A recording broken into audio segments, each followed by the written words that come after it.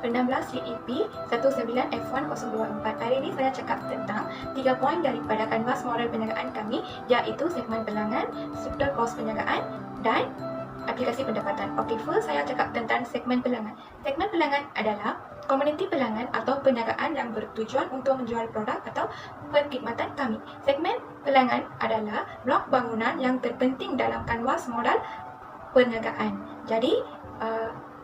Jadi mendapatkan blok bangunan ini adalah kunci kejayaan kami.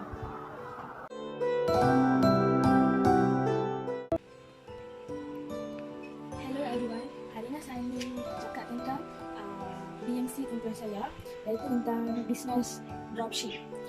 Pertama sekali ialah tawaran nilai USP. Jadi ini kata banyak nilai yang hendak disampaikan kepada pelanggan. Pertama sekali ialah nilai hormat menghormati. Kami akan bercakap dengan sopan dan hormat dengan pelanggan kami agar pelanggan akan berasa hebat dengan perkhidmatan kami. Selain itu, nilai kepercayaan. Setelah kami menjual barang-barang apapun ke perniagaan kami wajib akan mempamerkan maklum balas pelanggan. Jadi pelanggan lain boleh mempercayai perniagaan kalian ini. Pada era globalisasi ini, sebahagian besar pelanggan terhadap banyak masalah pertanian ini. Pertama sekali ialah pelanggan menjadi bingung bahawa bagaimana membezakan perniagaan atas talian yang sebenar dan palsu. Pada masa ini, di sosial media boleh nampak pelbagai perniagaan yang palsu. Oleh sebab ini, pelanggan berasa takut dengan membeli di perniagaan atas talian ini. Jadi kami di sini membantu pelanggan untuk membezakan untuk mengatasi masalah ini dengan pamerkan contoh perniagaan talian lain. Oleh sebab ini, pelanggan tidak akan mendapatkan keliruan dan boleh percaya perniagaan atas talian lain.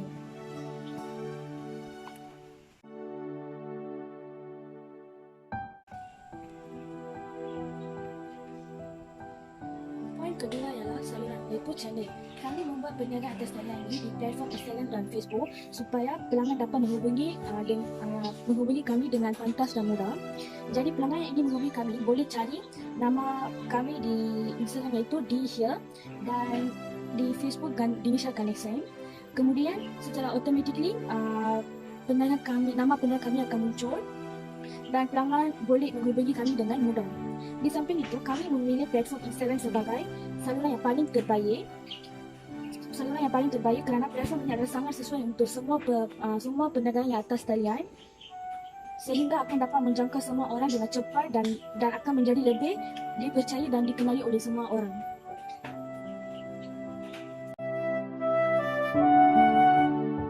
Saya Yunisha Dalabadan dari kelas DEP 3A. Nama matrik saya ialah 16 DEP 19F1038.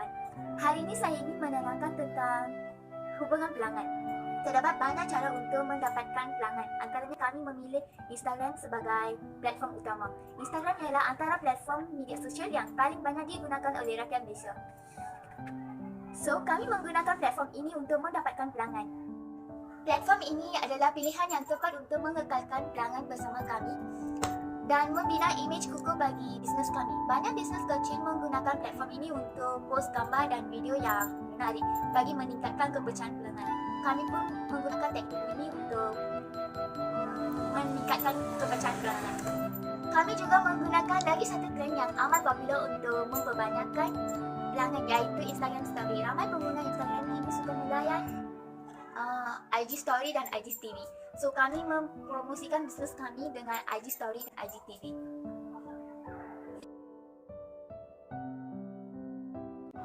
Saya cakap tentang aliran pendapatan. Aliran pendapatan adalah pelbagai sumber dari mana perniagaan memperoleh wang dari penjualan barang atau penyediaan perkhidmatan. Jenis pendapatan yang bergantung pada jenis aktiviti yang dijalankan oleh perniagaan.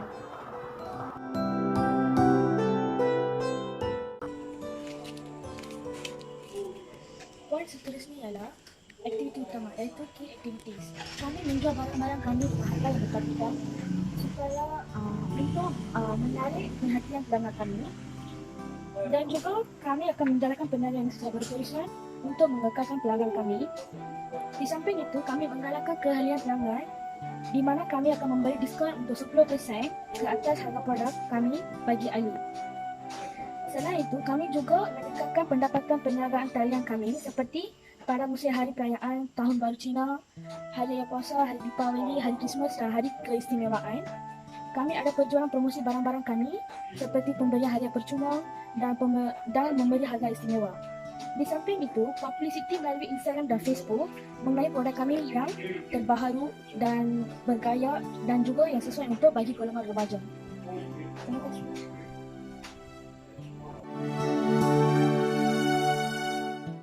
Seterusnya, rakan utama. Dalam bisnes kami terdapat dua rakan utama, iaitu rakan pengedaran dan rakan perincit. Rakan pengedaran bermaksud orang yang terlibat dalam penjualan produk atau perkhidmatan yang dihasilkan atau diedarkan oleh syarikat atau mana-mana gabungannya. So, rakan pengedaran kami mengedarkan banyak produk seperti hoodie, blouse, mug, t-shirt dan banyak lagi. Seterusnya, perincit. Perincit adalah orang yang peniaga dari mana anda beli barang. Perincit biasanya tidak mengeluarkan barang mereka sendiri. Mereka membeli barang dari pengilang atau pemborong dan menjual barang kepada kami. So, akhirnya kami menjual barang kepada pengguna akhir dalam jumlah kecil. Second point, saya cakap tentang struktur kos perniagaan. Struktur kos perniagaan adalah menerangkan semua kos-kos yang terlibat untuk menjalankan perniagaan berdasarkan model bisnes yang dirancang. Kesemua aspek untuk membina dan menyampaikan tawaran nilai. Lagi penting satu ialah mengekalkan perhubungan baik dan selesa kepada pelanggan. Hai semua. So, untuk pertama kali kita orang ingin membuat business presentation BMC untuk kumpulan kami. Kami memilih business personalized product kerana ia sesuai dijadikan hadiah kepada teman-teman, kawan-kawan. Contoh business product adalah mugs, personalized hoodies dan personalized portrait. Dengan menjual produk ini, kami mendapat banyak peluang. Hal ini kerana peluang ini dapat sebab kebanyakan pelanggan ingin memberikan hadiah. Kebanyakan kawan-kawan atau rakan-rakan kan, mereka tidak tahu apakah hadiah yang sesuai untuk diberikan kepada orang. Biasa kalau diberikan hadiah biasanya jam tangan dan pakaian yang semua tu macam biasa, kedengaran biasa saja. So, untuk sesuatu hadiah yang unik, kita orang menyediakan perkhidmatan personalized product. So, bukan sahaja setakat jam tangan atau mug, kita orang boleh lagi memaparkan image yang diberi oleh pelanggan kepada kami dan hadiah itu paling sesuai diberikan kepada orang tersayang dan pastinya ia akan mendapat sambutan yang tinggi dan harganya juga sangatlah bersesuaian dengan produk pilihannya. Bukan saja image, kami juga boleh memaparkan pattern, corak dan tulisan. Bukan setakat personalized produk, portrait juga kami sediakan. Portrait tu contohnya pelanggan kini gemar menghadiahkan portrait kepada orang tersayang seperti keluarga dan rakan-rakan. So, portrait mereka bersama ahli keluarga atau mereka bersama rakan-rakan adalah sangatlah mendapat sambutan yang meriah. Selain melukis portrait, kami juga boleh membingkaikannya portrait tersebut dan ia menjadi sangat cantik bila dijadikan hiasan dan diberikan kepada orang tersayang.